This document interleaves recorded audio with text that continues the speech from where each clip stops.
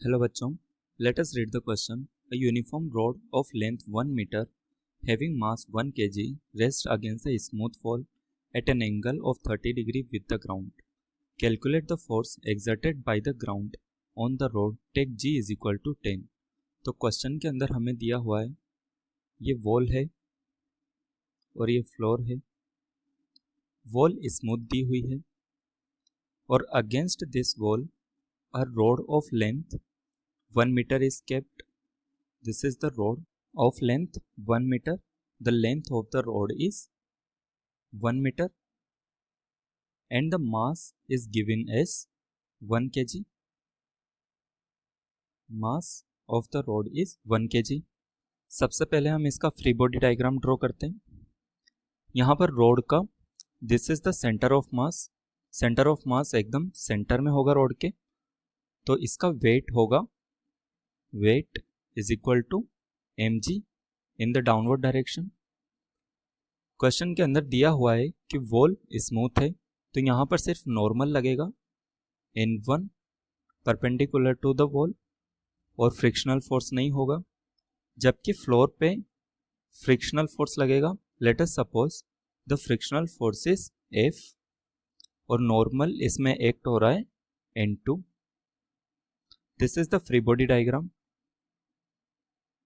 Now let us understand what is the equilibrium position. की concept में हम समझेंगे इक्विलिब्रियम पोजीशन क्या होती है। इक्विलिब्रियम पोजीशन क्या होगी जिसमें रोटेशनल एंड ट्रांसलेशनल मोशन नहीं होगा, दैट इज इक्वल टू 0। सबसे पहले हम नो ट्रांसलेशनल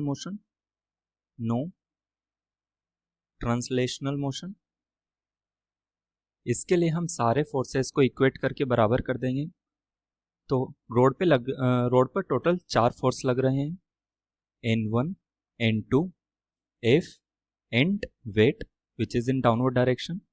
अगर हम इन्हें कंपोनेंट वाइज इक्वेट करें तो ये हो जाएगा N1 is equal to frictional force and N2 is equal to W, which is nothing but mg.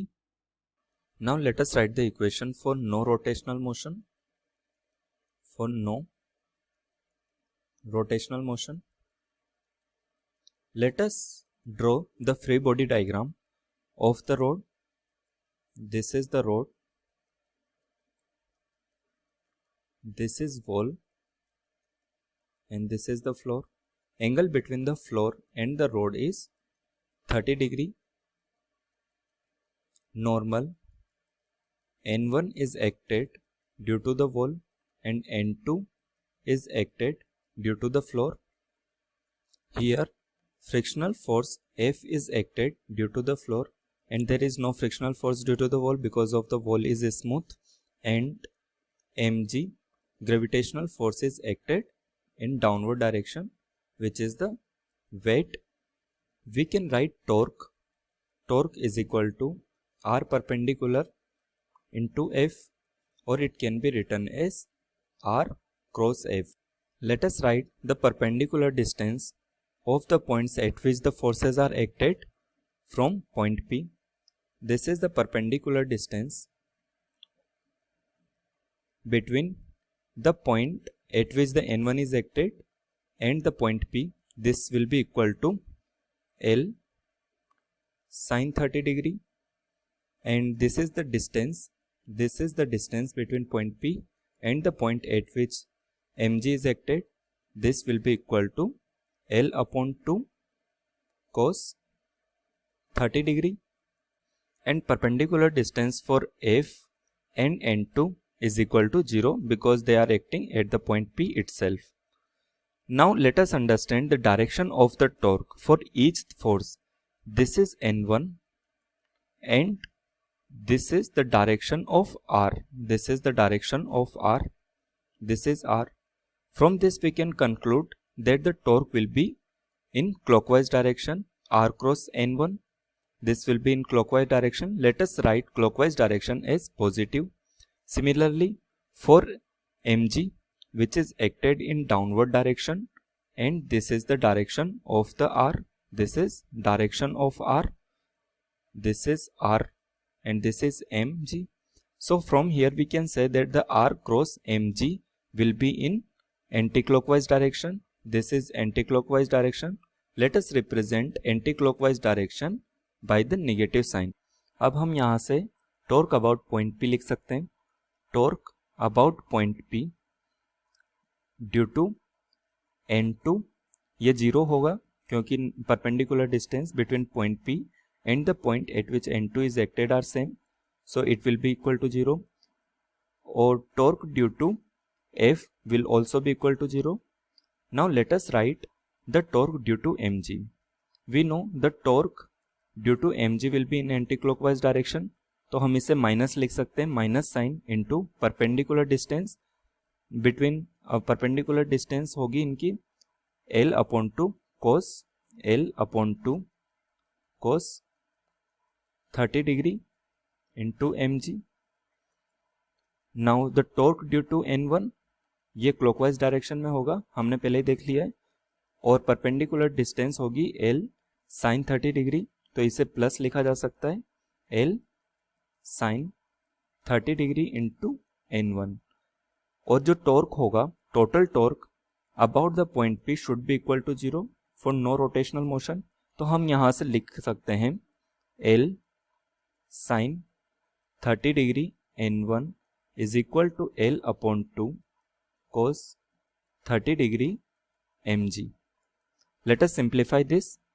Simplify करेंगे तो यहाँ से L, ये L और ये L कट जाएगा, तो हम इसे लिख सकते हैं 2n1 sine 30 degree is equal to mg cos 30 degree. Let us put the value of sine 30 degree. Sine 30 degree होता है 1/2 इज इक्वल टू mg, और cos 30 डिग्री होता है √3/2. यहाँ से n1 की वैल्यू निकल कर आती है mg √3/2. This is the value of n1. So now we have 3 equations. This is equation number 1, ये इक्वेशन नंबर 2, और ये होगी इक्वेशन नंबर 3. इन 3 इक्वेशन को यूज करके हमें टोटल फोर्स निकालना है, force exerted by the ground on the road. यहाँ हम देख सकते हैं कि N2 and F force are exerted by the ground on the road. So let us calculate this. N1 here, N1 is equal to F, तो यहाँ से हम F की वैल्यू लिख सकते हैं F is equal to mg √3/2. ये तो हमारी वैल्यू हो जाएगी F की. अब हमें फाइंड आउट करना है वैल्यू ऑफ N2. तो N2 के लिए हमने इक्वेशन ऑलरेडी डेराइव कर ली है, which is equal to mg. N2 is equal to mg. Now let us again redraw the free body diagram for the point P. At point P एक तो force लग रहा होगा N2 और एक फोर्स लग रहा होगा F. This is the force due to the ground. Now we need to find out the resultant of this. Let us suppose the resultant of these two force is F. तो हम F को लिख सकते हैं F square plus N2 square whole root. तो इसकी value हो जाएगी, F की वैल्यू हो जाएगी √3/2 mg whole square plus N2 की वैल्यू होगी mg whole square.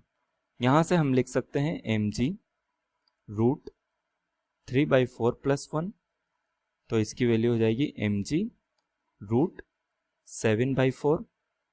This is the resultant force exerted by the ground on the road. यहाँ पर अगर हम m की वैल्यू 1 kg रख दें और g की वैल्यू 10 रख दें, तो फाइनल वैल्यू जो निकल कर आती है f की, वो होगी 13.22 न्यूटन. तो हम अपना फाइनल आंसर लिख सकते हैं. Final answer, that is the force exerted bye ground on the road is 13.22 Newton. Thank you so much.